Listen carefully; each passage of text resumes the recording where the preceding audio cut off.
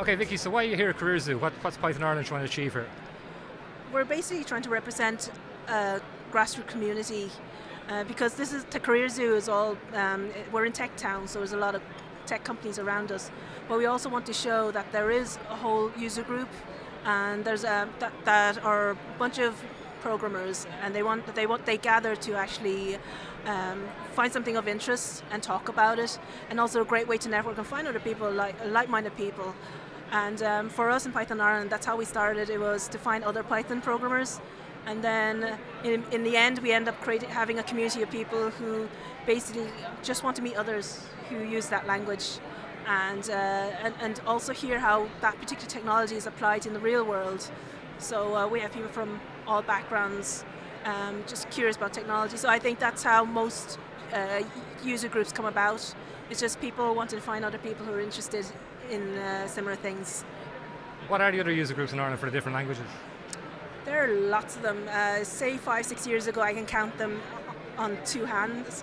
So the ones currently here that we're representing in Career Zoo, we have Python Ireland, which I'm part of. We have Ruby Ireland, which which we get on really well with.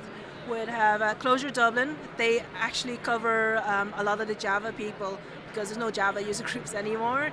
And we have functional programming, so that will cover the .NET, C#, and F# side of things. And we have Dublin R, and they actually cover the open data, because data is a very big thing in the last couple of years. So hopefully that will cover a majority of the areas that people are interested in at the moment. With regards to younger people who are looking to get in, how do they go about choosing what language they go for? How do you make that decision? It's what they're interested in.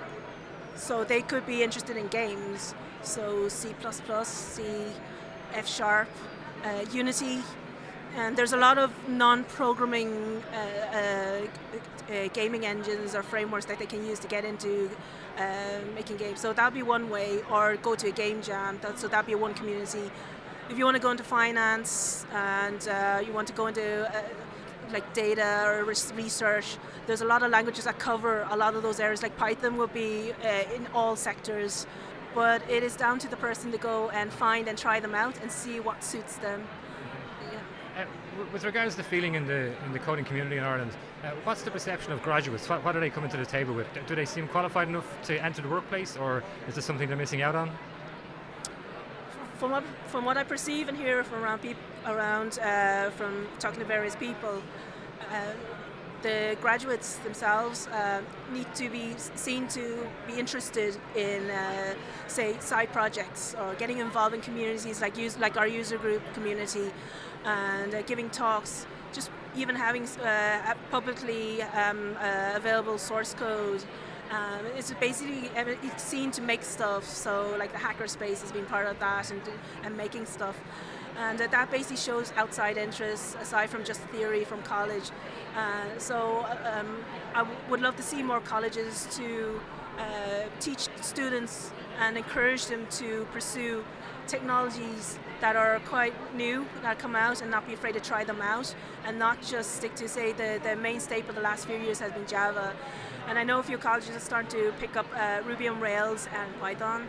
So it's from my perspective, if I was looking at someone to hire as a graduate, if I see that they have outside interests and outside projects and able to talk about how they're about their interests and they're being passionate about it, you'll definitely choose that person over a person who just graduated.